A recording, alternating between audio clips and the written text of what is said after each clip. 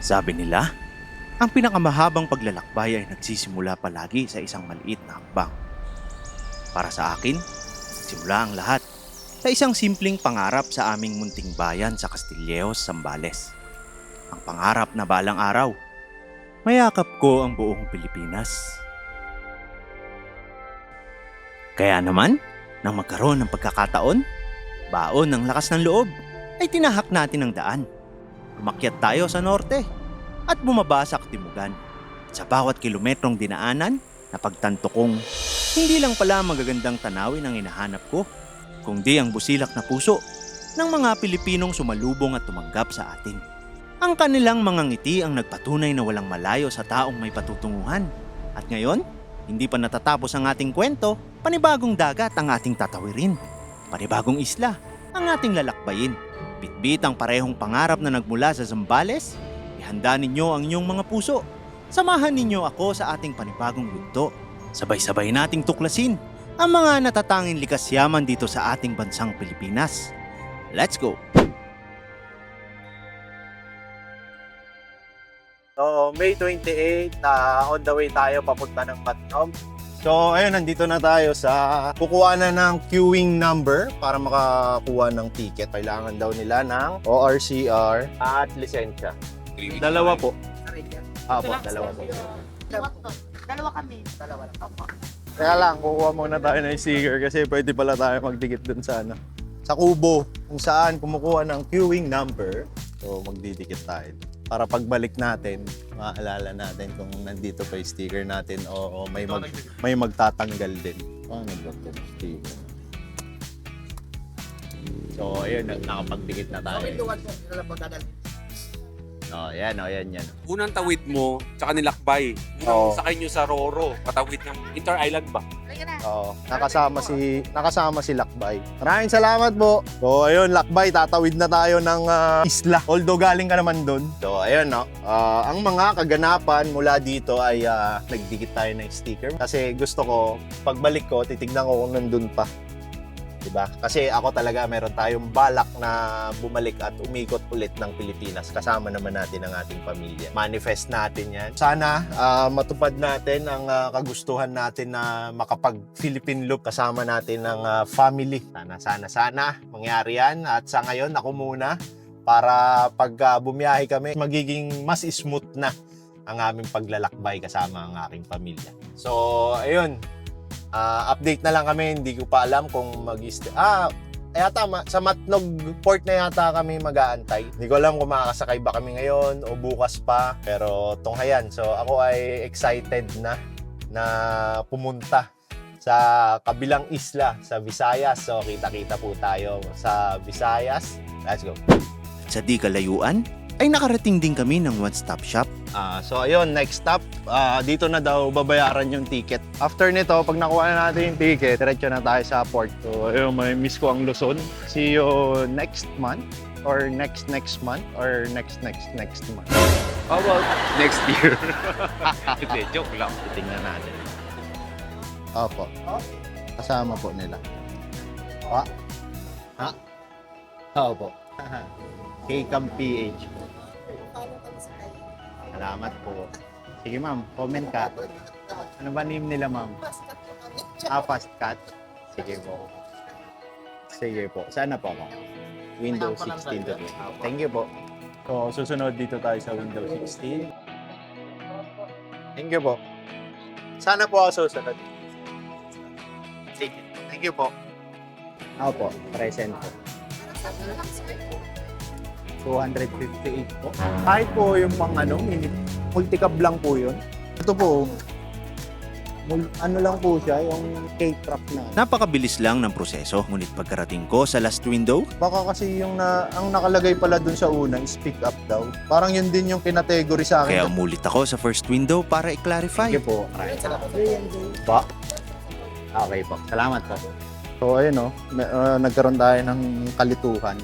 So, ayun, pupunta tayo doon kasi akala nila pick up tong dala natin. Sir, i-check lang daw po yung sasakyan ko. Titignan lang. Titignan. So, ayun nagkaroon lang naman ng misunderstanding. So, ayun, kasi ang binayaran ko is for SUV. na 2,519 pesos. Pero hindi lang kasi nila nakita yung sasakyan. So nakita na nila na multi-cab. I-adjust siguro. Parang 1,900 lang dapat yung babayaran na. So ayun, sa wakas, papunta na kami ng port. So nagkaroon lang ng misunderstanding o kakulangan nung sa unang yung sa Kubo. Kasi hindi na yata tinignan yung mga sasakyan namin. Kasama namin is Ford Ranger si J. Bry. Parang kinonsider na yata na kami ni Kuya Boy P at ako naka Ford Ranger din o naka pick up. O ayun, okay naman na. O doon sa sa fast cut pag-ayos.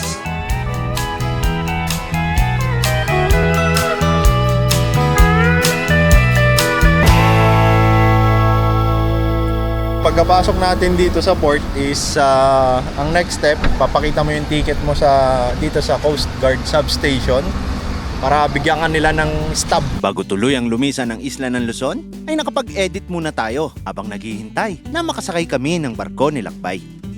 Bro, papapasokin naman yan mamaya-maya. Ano lang yan, check ng mga papeles natin. At pagkasakay natin ng barko, ay pinagpatuloy natin ang pagtapos ng ating episode sa pamamagitan ng pag-shoutout sa ating mga kaibigan. Salamat po. Shoutout ko lang sila Kuya Odeng, si Bayang Punla, maligayang arawan sa'yo, kay Manolito Manyaga, kay Port Guy 09, kay Denlor Clarin, kay Ride Safe sa'yo boss, kay Michael Fortin Lachita, kay Zai, have a wonderful wedding sa June, pabalot ng Shanghai, kay Darwin Mendoza 05 from Taytay Rizal, kay Hansin Photos sa Canada from Toronto, kay Nicola Edum 3660, kay Taffy Adventure, kaya kay Sir Nice! Thank you for subscribing. Yun lang, so, tapos na natin dito. Takits tayo Visayas. Let's go. Matapos ang halos 2 oras na biyahe, ay dumaong na tayo sa isla ng Visayas. We are officially on the island of Visayas. Dilim na nang makarating kami, kaya naman napagpasyahan namin na magpalipas ng gabi sa isang parking malapit sa Parking port. lang kami dito sa may port. Malapit sa port. Dito kami magpapaumaga dahil alanganing oras na nga kami dumating. Magpapalipas na muna kami ng gabi dito. So, ayun ang update natin. Papahinga na muna kami. Let's go. Good morning K-Fam mula dito sa Pulo ng Bisaya. At nag-set up lang tayo ng Outgear Pro ng Hitch Hammock. Tapos dito si Kuya Boy P, safe and sound kay Watod. At dito naghammock din lang si Sir Ili, maaga siya nagising, niligpit niya na. Sinabit niya lang kay Lakbay tsaka kay Ponky. So kahit nakahammock si Sir Ili, kumpleto ang kanyang appliances. Tapos dito si J. Bry na naglaho na naman. So naglaho na naman si J. Bry. Siguro nilamok.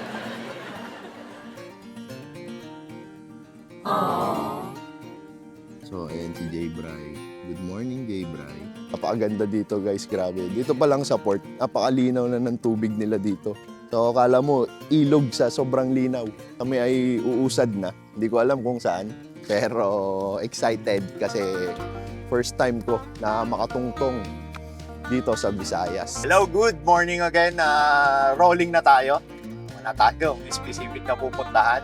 Pero magbe-breakfast muna tayo. Hahanap kami ng makakainan. Ito yung unang biyahe natin dito sa Visayas. So kahit na sa mga simpleng lugar. Kahit sa mga hindi tourist destination, na-excite tayo kasi unang lapag natin dito sa Visayas. For ilang taon na ako, no? Mga 3, mag-4 na dekada na. Ngayon lang ako nakatungtong dito. Kaya gusto ko talagang maigot ang Pilipinas.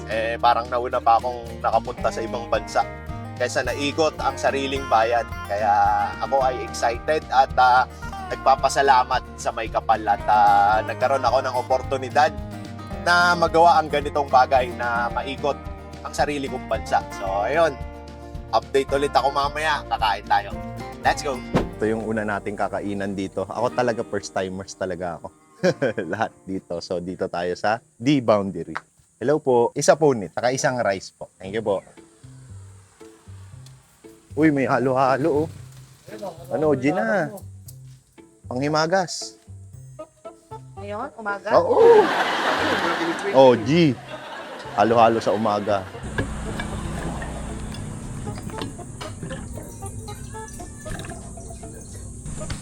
Everyday, asan na yung Beroka natin? Beroka. Baka naman. Mas sponsoran ako ng Beroka ha. Baka nanonood ka, Beroka, baka naman. Araw-araw ko itong tinitake.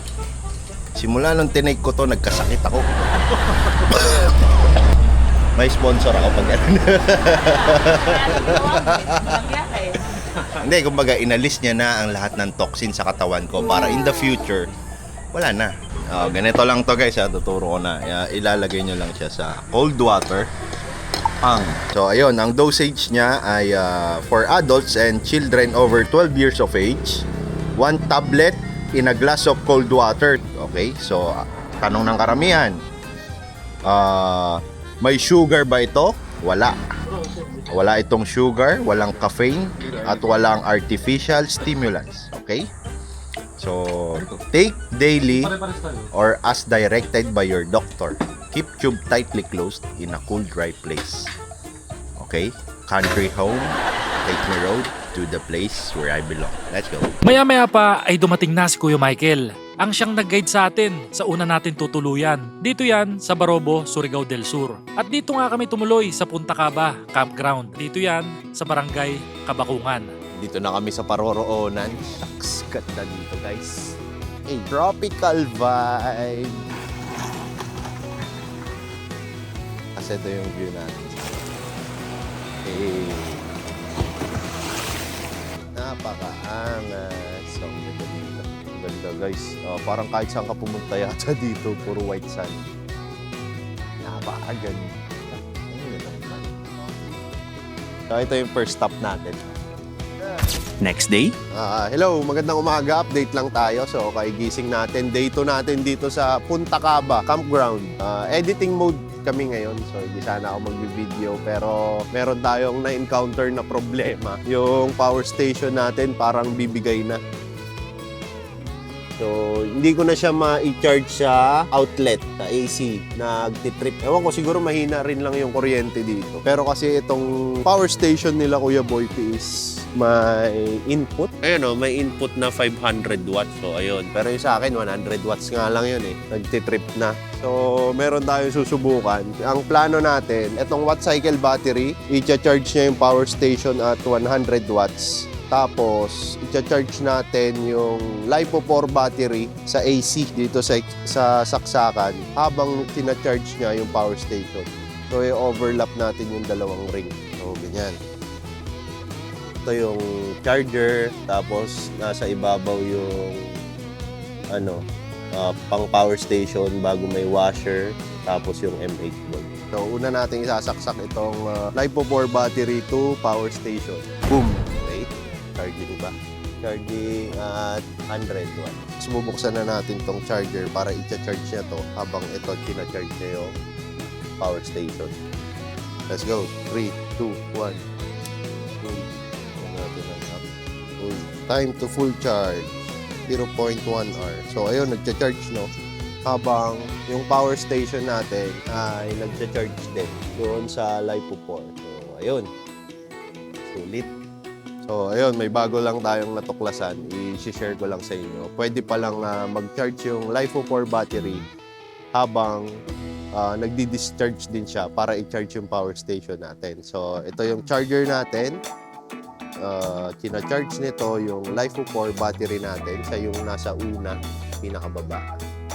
Tapos, sa taas niya, nakapatong is yung XT60 cable natin patungo sa power station. So, yung LiPo4 battery naman, ang kina-charge niya ay yung power station natin ng 100 watts. So, ayun ang update natin dito. Edit mode lang kami dito sa unang inistayan natin sa Northern Samar dito sa Sitio Punta, Barangay Kabakungan, Allen, Northern Samar. So, nandun kami guys. So, bago ko i-upload to, malayong-malayo na kami dito. Kasi matagal pa ito upload. So, ayun, nag-i-edit si Sir Eli. Buong araw tong nakaupo dyan kahapon. Walang nasimulan kasi natulog ulit. Pares kami. Magandang tanghali guys, nandito pa rin tayo sa Punta Caba. At editing mode pa rin kami. Pero na-interrupt tayo panandali kasi tawag dito. May susubukan tayong drone. Papaliparin natin itong anti-gravity A1. Tama ba? Upo ako kasi baka malula ako eh. Nakakalula ba yun? Yeah. So, first flight, mga K-Campers, kanya po pinagkakatiwalaan si K-Camp. Unang lipad ng 360 drone natin, siya ang gagawa. Para meron tayong masisisi tapos. Ay, di pala. Di pala ito sa controller. Wait, saan na yung sa Dito. Ayan, tsaka dito. Sa ilong mo. Kailangan bubuksan mo to. Ang galing! Ang sarap, no? Tingin ka sa baba. Lagi mo. Ilan to? Wala mapalitan ko. Ilan to? Ako naman. Ganda nga. Oo, ganda. Oo. Sarap manood ng blurred, no? Nahirapan nga kaming iset up ang drone dahil sa mahinang internet connection. So, ayun guys, after 48 years, figure out na natin kung paano i-link itong mga controller, yung goggles, saka yung drone. So, ano guys, lilipad na ba tayo? Landing gear deployed, okay ba? Ang galing Okay. nakikita. Oh, go. Nakikita sa screen yung ano. Yun, hovering. Started. Hovering? Ay, di pa wala. Umiikot pa lang. Okay. This is it. Oh, walang tao dyan ha. Malayo lahat sa drone ha. Okay. Hover.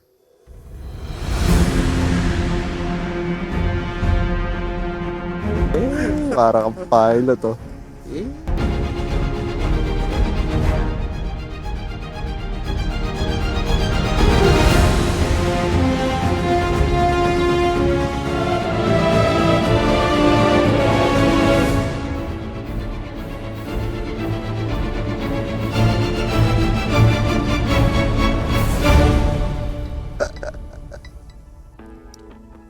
So, ayun, day 2 natin na 6 p.m. na or magsi 6 p.m. na. Ngayon pa lang ako gagala. Kasi nag-edit tayo. So, sa 2 days, nakaka 1 minute na tayo ng edit. Dahil sa ganda ng vibe dito. Parang ang probinsya na tropical vibe. Ano, ito yung mga nyog. Tapos, beachfront na napakalinaw ng tubig. Tapos dun sa pupuntahan natin ngayon ay white sand. So talagang kalma, talagang pahinga ka. Kaya ayun, awa ng Diyos, 1 minute, nakapag-edit naman tayo sa 2 araw. So asahan nyo na matagal na naman yung upload natin. Ganda dito guys. Saka masama pala yung pakiramdam natin. 3 araw na yata. Pero at least, nakagalaw pa naman tayo. May mga resorts dito guys. Ayan. Pupunta tayo doon. Pero dito, maraming nag-skate. Tapos doon naman, sa kabilang pupuntahan natin mamaya, mga surfer. May mga nag-surf doon. Ang alam ko, parang sikat na tourist spot yung banda ron eh. Sa Rock Formation, hindi ko alam kung anong pangalan. So kung tiga rito kayo, paki-comment lang dyan sa baba kung ano yung pangalan ng Rock Formation na pupuntahan natin mamaya. So ayun lang, gagala muna kami. Let's go! So ayun. Along the way, hindi ko po kami nakakalayo sa pupuntahan namin. May nakita kaming tindahan. At nakakawan talaga ni Sarili. Dalawang burger, isang halo-halo. Isang halo-halo, isang burger. Parehas tayo. Dalawa na rin sa'yo. Isang burger, isang halo-halo lang. Walang sa'yo yung isa. Parang wala pang 20 steps yung nagagawa namin. Puminto na kami dito kasi nakakita kami ng tindahan. So, merong burger, merong halo-halo, merong mga chips. Kala ko ba magtitipid tayo, bro? Sa lang naman eh. Ako rin eh. Kumain eh. Pagkain, bibigay. Pero hindi masamang magtipid paminsan. So, nagkakausap na rin naman ng gastos. Re-reveal ko na since nandito naman na tayo sa Visayas. So, yung Luzon trip natin, inabot siya ng almost 15 days ang nagastos ko. Ay, ito. So, ito yung nagastos na natin. Masyado tayo magastos, no? Compare doon sa North Luzon Loop natin na 20 days, ito lang yung nagastos natin. Pero itong South, sa bagay, nag-roro tayo pero talagang medyo mas magastos ngayon kasi madalas kaming nakain sa labas. Tsaka nag-expressway, tapos sa gas, nag-aircon. Although, bumaba naman ng konti yung gas. Di tulad nung nasa North Luzon Loop tayo. Kaya, ayun, pinakita ko na. Ayan yung mga gastos natin. Simula nung 15 umalis tayo hanggang ngayon na May 30 na ngayon. Sakto. 15 days na tayong nasa biyahe. Guys, napuna ko lang. Share ko sa inyo. Napakalinis dito kila ate. Tapos yung tindahan niya, napaka-aesthetic. Ano, maayos. Grabe, napakaayos. Kala ko gala yung pupuntahan namin. Bukol ako. Ayos eh. Titipid ako eh. So, bale kasi ang setup, si Kuya Boy P, tsaka si Ate Prisha, sama sila. Tapos si Jay Bry, tsaka si Sir Ili magsama. So, ako isa ko lang. So, merong time na nakakatipid sila dahil magkasama sila at merong time na mas mahal yung binabayaran nila kasi dalawang ulo sila, parang yun. So, ayun lang. Gaantay lang kami dito. Tsaka tanong ko lang, bakit may mga itlog yung mga halaman? Ano ang dahilan bakit nilalagyan ng itlog yung mga halaman? Yung mga orchids, yung mga dulo ng orchids. Kung alam nyo, pakicomment nyo dyan sa baba. Parang 1 week na nung nagkikrave kami na halo-halo, ngayon lang kami napagbigyan ng tadhana.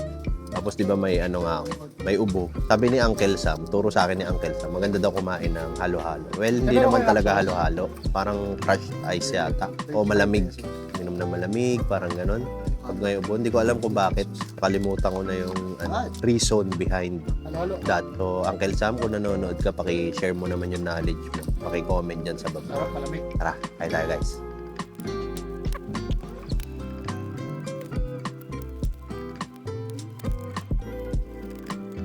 At bago tuluyang lumubog ang araw, ay tumungo kami sa Imaga Rock Formation. Sikat na tourist spot yun eh.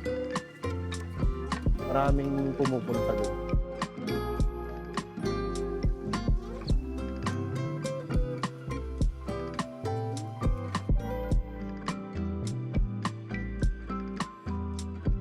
Napakaganda ng rock formation dito. Ito daw ay isang underrated na tourist destination dito sa Northern Samar. Napakaganda. Aganda guys, tignan nyo naman ang sunset na yan. Napakaganda.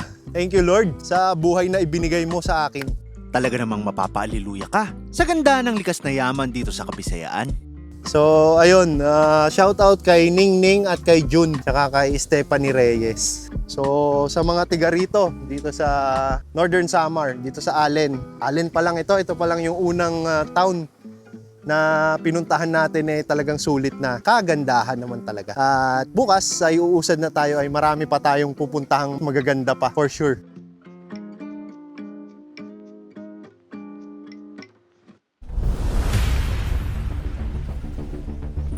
Ay, may alakbay. Ano yun, yung mga dahon may tinik.